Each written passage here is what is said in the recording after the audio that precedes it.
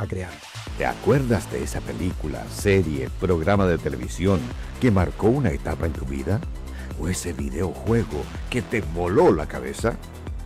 Todos los jueves a la hora de almuerzo en Radio UNIAC, tu ventana para mirar con otros ojos y escuchar lo que hay detrás de cámara. Imagen en movimiento.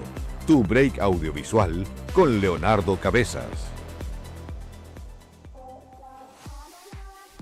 Comenzando el mes de septiembre, jueves 4, estamos haciendo Imagen en Movimiento, capítulo número 5. Soy Leonardo Cabezas y te doy la bienvenida a este espacio audiovisual, esta media hora a la hora de almuerzo, para analizar lo mejor de la cinematografía y de todas las artes audiovisuales. Les recuerdo que estamos por la señal online de radio.uniac.cl, también estamos en vivo, en video a través de YouTube, Radio UNIAC, en Instagram, Radio UNIAC también, y por último utilicen los hashtags Radio UNIAC e Imagen en Movimiento. Hoy tenemos muchas novedades y nuestra primera invitada mujer de la temporada.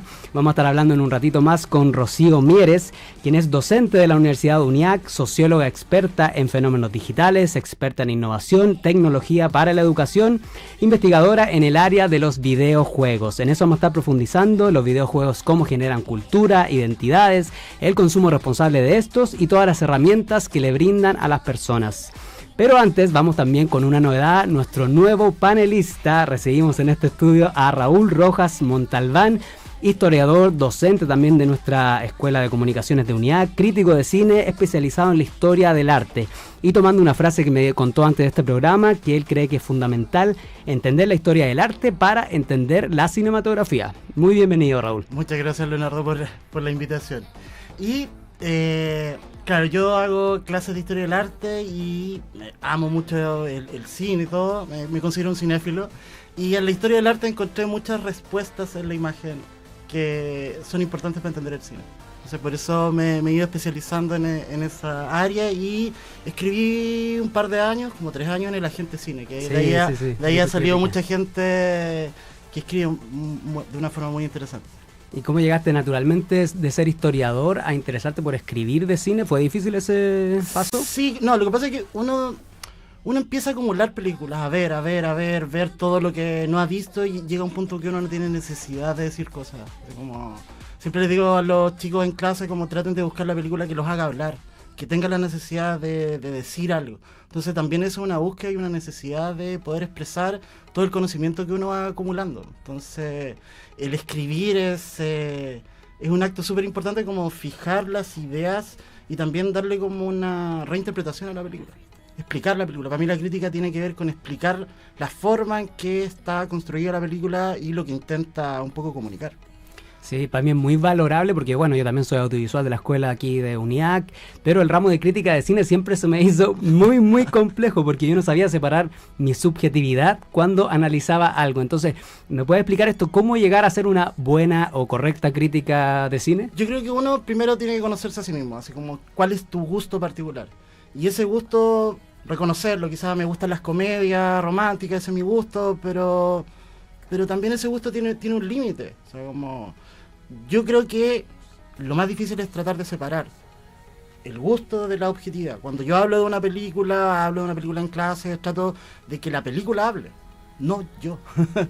Si me preguntan por mi gusto, perfecto, sí, tengo mi gusto, tengo mis directores favoritos, actrices que me encantan, pero al momento de una crítica, ese gusto tiene que quedar como un poco aparte. O sea, ya está ahí implícito, pero lo que tiene que hablar para mí es la película, no el yo. O sea, yo creo que eso es algo que un poco... Y también tiene que ver, también es válido también exponer ese gusto, desarrollarlo, y sobre todo hoy que hay muchas plataformas como para expresar eso, no hay ningún problema. Pero muchas veces necesitamos que la película hable, y no necesariamente el crítico, el yo o el gusto particular del crítico. ¿Y qué te pasa hoy en día con los críticos de cine que conoces, que escuchas, o que a veces están en festivales de cine? ¿Cómo crees que es la predisposición que tienen ellos a enfrentarse a comentar alguna cosa que ven?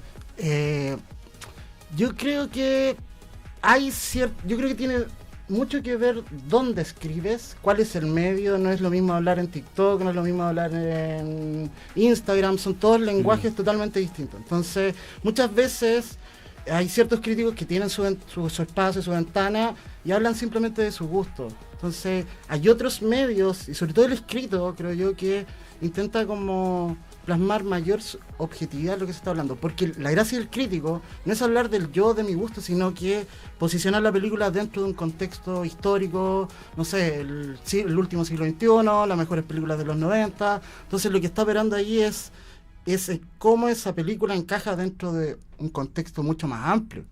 Por eso la película no habla sola, sino que establece diálogos con otras películas. Entonces cuando tú impones tu yo, tu gusto y lo que has visto es limitado. Entonces es difícil, así como tiene que ser un de los críticos ya que han visto todo, no sé, un Ascalio Cavallo, que lo ha visto todo, como para uno decir, sí, el gusto ya está ahí súper desarrollado y ha visto, otras generaciones de críticos como que tienen 60 años, han visto películas que uno jamás ha visto. Entonces ahí opera otro tipo de conocimiento. Y si vamos a esto de para los gustos, los colores, recién salió una lista de las 100 películas más influyentes del siglo XXI según el New York Times. ¿Cómo se llegó a esa lista? ¿Cuáles fueron los criterios? ¿Quién toma esas decisiones? Fue muy interesante que saliera porque, claro, se cumplen 25 años, tenemos los primeros 25 años del siglo XXI, y siempre, cada cierto tiempo hay listas, no sé, las mejores películas de los 2000, siempre hay listas, las listas son como para ordenar todo ese cuerpo. Y sale una lista, del New York Times, sale como en julio, donde había que votar 10 películas, las más importantes del siglo XXI, donde invitaron a actores, directores, Guillermo del Toro, por ahí John Turturro, un sinfín no eran críticos, sino que eran gente que trabaja en la industria. Entonces sale esta lista de las 100 mejores películas, ¿cierto?, del siglo XXI. Y es muy interesante como visualizarlas, ver cómo se ha ido desarrollando el cine en los últimos 25 años, cuáles son los temas. Entonces las listas te sirven como para ordenar las cosas. ¿Cuál es el tema importante? Y eso también tienen que entenderlo los alumnos, así como que es investigar un estado actual del tema en que están trabajando. Entonces por eso es importante la lista. ¿Y tú querías puntualizar con el top 10? Con el top 10, creo el top 10, porque el top 10 dio la ganadora, como la número 1 fue Parasite, ¿cierto? De Bong Joon-ho. Es buenísima, pero impresionante igual que sea la 1, ¿no? Es buenísima, y yo creo que también hay que entender un poco cómo una película asiática se logra posicionar y ser reconocida en la industria americana. Y algo que viene, no sé, de Wong Kar-wai en los 90. Entonces cuando una película como esta llega a esta importancia, gana el Oscar y llega al número 1, hay que entender que también es producto de otras películas. Por ejemplo, yo cuando siempre hablo de Parasite, siempre me acuerdo de una película chilena que se llama El primero de la familia, que es de Carlos Leiva. Carlos Leiva, que es de 2016, está en Onda Media. Carlos Leiva, docente de UNIAC también. Justo ahí... Un poquito más hacia acá. Justo nos topamos con esa película porque, claro, en Parasite tú hablas de una división social. O sea, qué mejor película como El primero de la familia que hable de esa estratificación social en una casa. Entonces, claro, uno habla de una película, pero también establece diálogos con otra. Entonces no se desarrolla sola, sino que establece diálogo. La 2, Mulholland Drive de David Lynch, importantísimo. Yo creo que Mulholland Drive junto con Carretera Perdida son las como más impresionantes. De David Lynch, sí. Petróleo Sangriento de Paul Thomas Anderson, 3. Allí es interesantísimo. Petróleo Sangriento como un gran relato americano. Pero lo entretenido que está Petróleo Sangriento y salió ayer una lista de supuestos clásicos que son un desastre. Las más sobrevaloradas de un crítico irlandés, Ed Power. Y él pone entre las más sobrevaloradas a Petróleo Sangriento. Entonces, ahí un poco cómo va variando un poco el criterio. Cuando un criterio de un grupo, cuando es un criterio de un solo crítico. Entonces ahí opera totalmente el gusto personal del crítico. Y uno le cree poco por su trayectoria o por lo que te ha mostrado en el tiempo. Y si tuvieras que tú hacer tu top 5, tu top 3, ¿o cuál sería tu mejor película? Para mí la película más importante del siglo XXI se llama Zona de Interés de Jonathan Glaze. Y esa película aparece en número 12. Chuta, esa no la vi. ¿Nos puedes contar un poco de qué trata? Esa está 12. ¿Por qué para mí? Claro, porque ahí está el gusto. Una película puede ser entretenida, sí, te puede encantar, una buena trama, perfecto. Pero también hay que hablar de las películas que son importantes para el mundo, para la sociedad y de lo que está hablando. Entonces allí un poco tu criterio choca un poco con la importancia de la película. Jonathan Glazer hace esta película que se llama Zona de Interés, que retrata un poco cómo vive una familia dentro del campo de concentración de Auschwitz. Pero lo interesante de la película es que nunca se ve lo que ocurre en el campo de concentración. Todo está circunscrito al hogar, al día a día, ¿cierto? Pero nunca vemos el horror. El horror está en la profundidad de campo. En el fondo se ven el humo y los gritos, las cenizas que esparcen la familia para abonar las plantas. O sea, la indolencia, el dolor, la monstruosidad, una de las grandes heridas del siglo XX, y nosotros vemos a una familia que está totalmente aislada del mundo. Para mí esa es la película más importante del siglo XXI. Y esa película, para mí también tiene uno de los mejores cortes que ha existido en el cine del siglo XXI. Tiene un corte que cruza pasado con presente, que es casi llegando al final de la película. Un poco demostrando que hoy el Auschwitz es un museo, pero ese museo todavía existe como presente. Entonces, para mí esa es la película como más relevante y más importante. Y está 12, y un director, para mí, que tiene otra película de culto que se llama Under the Skin, que es, creo yo, que uno de los mejores papeles de Scarlett Johansson que nadie vio, nadie le puso atención. Las dos películas están en Amazon para que le den una vuelta. Les dejamos invitadísimos entonces a ver Zona de Interés en plataformas digitales, y se nos hizo poquísimo el tiempo de hoy, pero les dejamos invitados para el próximo jueves. Va a estar de nuevo Raúl aquí con esta novedad que, si nos están viendo en las cámaras, tenemos unas revistas creadas en la Escuela de Guiones con críticas de cine, las mejores películas, listados y todo lo que hace en la escuela aquí, y eso Raúl. fue una cosa olvidada. Sale la lista de lo mejor del siglo XXI del New York Times, y nosotros en la lista trabajamos también lo mejor del siglo XXI. Fue sin querer.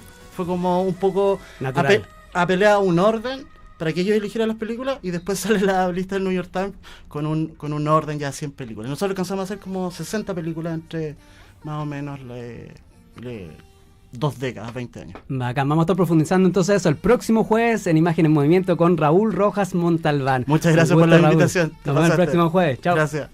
Y ahora vamos con lo que les adelanté al principio del programa. Recibimos ahora en los estudios de Radio UNIAC a Rocío Mieres, socióloga experta en fenómenos digitales, que nos viene a profundizar sobre todo lo que conlleva el mundo de los videojuegos. Viene llegando de un congreso de jóvenes futuros de la región de Aysén y fue reconocida como Mujeres que todo lo pueden por la Fundación Luxich por su impacto en las mujeres dedicadas al STEM, que son las mujeres que trabajan en áreas de ciencia, tecnología, ingeniería y matemáticas. Rocío, muy bienvenida. Hola, un gusto estar con ustedes. Gracias por estar aquí. Rocío también es docente de UNIAC en algunos ramos ligados al videojuego y a la investigación. Cuéntanos un poquito de eso. Sí, yo, llevo más de 5 años dedicado a full docencia. Mis principales ramos tienen que ver con videojuegos. Así que me dedico un poco a gestión de proyectos digitales, enseño lo de gamificación y sociología aplicada al videojuego, en donde vamos viendo un poco de cómo se aplican las ciencias sociales, las críticas, los fenómenos y esta relación que tenemos en una pelea un poco constante, que es como el videojuego impacta al usuario, pero el usuario y lo que está pasando alrededor del mundo también impacta al videojuego, y cuál es la relación que vamos teniendo. ¿Me podrías contar este tema que ahora está como tan de moda? Yo lo he visto en muchos lugares, de la gamificación en distintas escalas, distintos escenarios de nuestros contextos estudiantiles o investigativos. Sí, mira, en general nosotros hablamos de que hay como 4 espacios con respecto a lo lúdico, que es, por un lado, tenemos el juego como ocio, que es el jugar con el fin mismo de entretenernos. De ahí sale lo que llamamos el aprendizaje basado en juegos, que yo digo que es un aprendizaje un poco feral. Los juegos tienen ciertas dinámicas, tienen ciertas mecánicas que llevan a que tú vayas teniendo ciertas competencias, pero es un poco al azar cuál aprendes. Por ejemplo, quienes juegan juegos de cartas, algunos aprenden estrategias, otros a blufear, otros a contar cartas, algunos a hacer trampa. Después de eso tenemos el Serious Game, que yo les digo el pollo, que es como yo hago un juego pensado exclusivamente para que tú aprendas sin que te des cuenta que estás aprendiendo. Entonces ahí están, por ejemplo, los juegos de matemáticas, el habla palabra, estos juegos como de cultura pop que vamos aprendiendo. Y después tenemos la gamificación, que es que dejamos las mecánicas y las estructuras del juego sin todo lo demás del juego.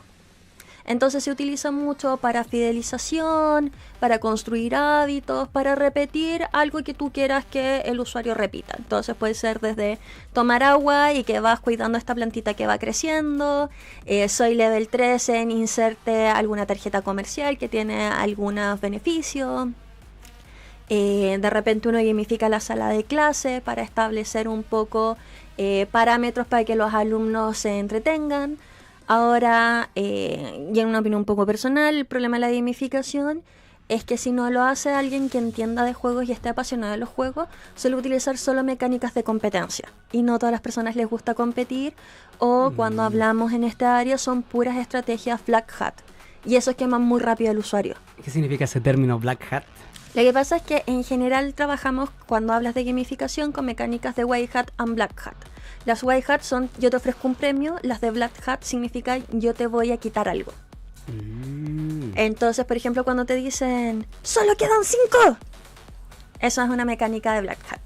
Entonces, como no quieres decirle a todos los demás, tú eres vas a ser único, se va a escapar, solo por 24 horas. Todas esas son mecánicas de black hat. Que lo usan distintas plataformas, no solo los videojuegos. Hoy día estamos bombardeados por aplicaciones que te ofrecen cosas así, sí. Relámpagos. Lo que pasa es que establecer un juego que las personas quieran jugar y quieran volver y que tengan una historia significa que hay que entender muy bien a las personas y la psicología que hay detrás del comportamiento. Entonces, una vez que tú lo entiendes, tú puedes sacar esta andamiaje y utilizarla en otro espacio, que es lo que hacen, por ejemplo, las aplicaciones de vuelo, Temu, todas las chinas. Sí, ya hay así como usos para bien y usos que uno dice... Sí, totalmente de acuerdo. También otra temática que a ti te interesa mucho es el tema de género en este mundo de los videojuegos. ¿Me puedes comentar un poco cómo va eso de la mano? Mira, yo en general trabajo un poco desde la teoría queer y la interseccionalidad en un término de cómo vamos viendo como visiones y experiencias y contextos. El problema que tiene en general la ciencia y la tecnología y por consiguiente los videojuegos, que son resultado de, los podemos seguir hasta Alan Turing, empezando los videojuegos con los juegos electrónicos, el proceso de posguerra, es que hay un espacio de narrativa en donde decimos que las matemáticas, las tecnologías, la ingeniería son netamente masculinas. Y esto se da principalmente por la forma de auspicio a través de revistas basadas para caballeros. Eso como el chiste, no, yo compré esta revista no porque hay chicas con poca ropa, sino porque hay efectivamente algunos artículos interesantes dentro. Efectivamente, se vendía ciencia y tecnología.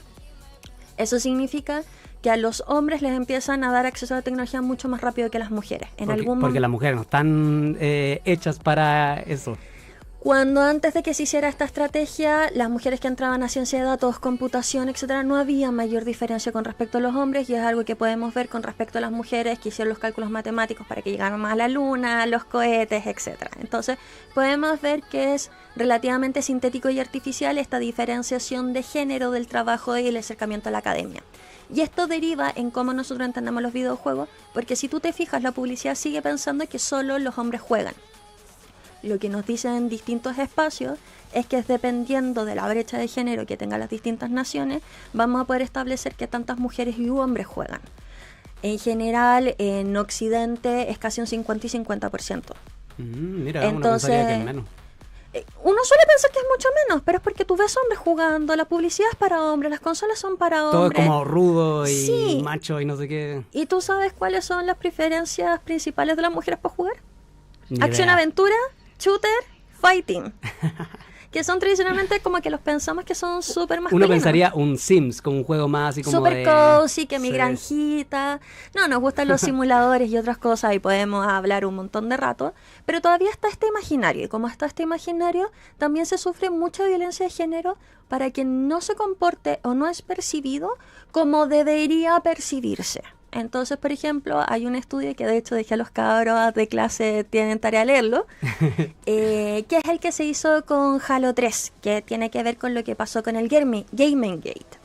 Y tiene que ver en que hay un grupo de personas que se siente súper desplazado y necesita la performatividad de la masculinidad de cierta forma, usualmente asociada a la competencia y a la agresividad, que no es necesario, es social, se puede cambiar, no es nada natural realmente.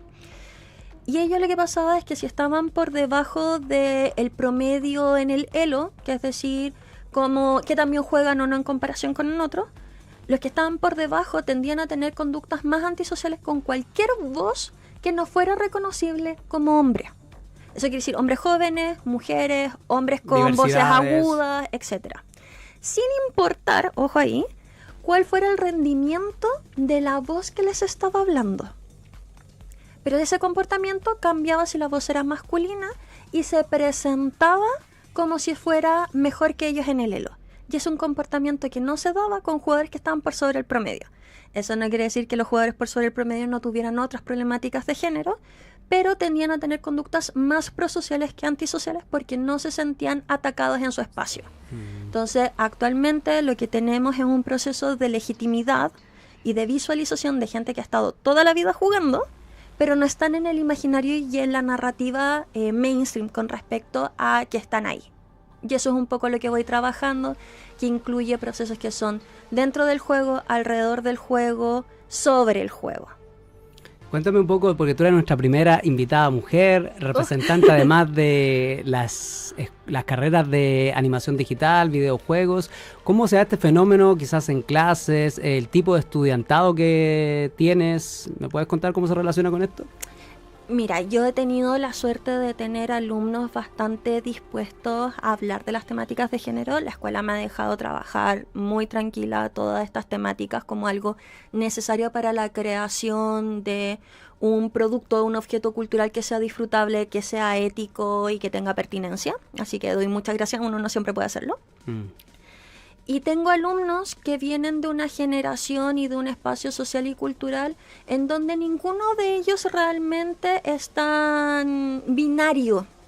Entonces han pensado ciertas cosas. Tengo pocas alumnas, me gustaría tener más alumnas, me acuerdo un poco de todas ellas, pero he tenido alumnos muy dispuestos y he tenido alumnos que son de la comunidad LGTBIQ+.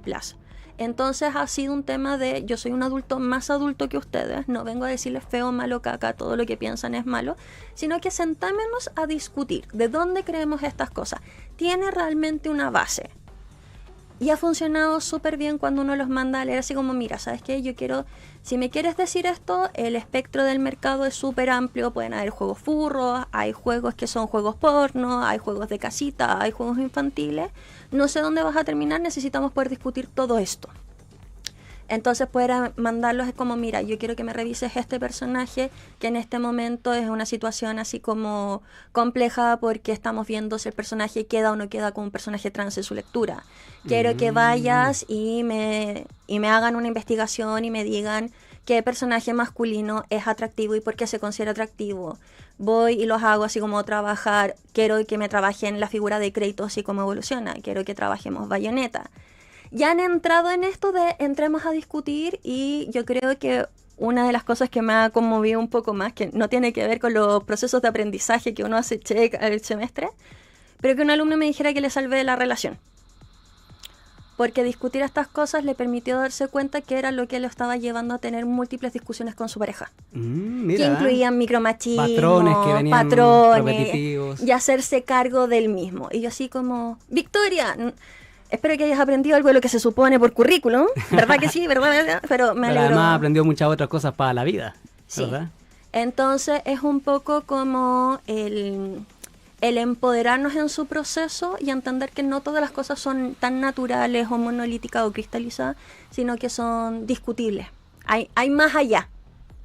Sí, un poco lo que hace el arte y la cultura en cualquiera de sus formas, ¿no? Como que trasciende solo al producto, a la obra, como que un sinfín de cosas pasan a nivel personal. Y que podemos tener relecturas, por ejemplo, de cómo la comunidad trans se toma a Sylveon de Pokémon, cómo podemos ver distintos personajes, la evolución de ciertas temáticas, por ejemplo, cuando los juegos empiezan a aparecer las guerras del sudeste asiático, Camboya, Street Fighter, porque hablamos de ciertas cosas, cómo vamos desde la periferia hasta el centro, poniendo y sacando, cómo evolucionan los enemigos, los villanos, las mecánicas, etcétera.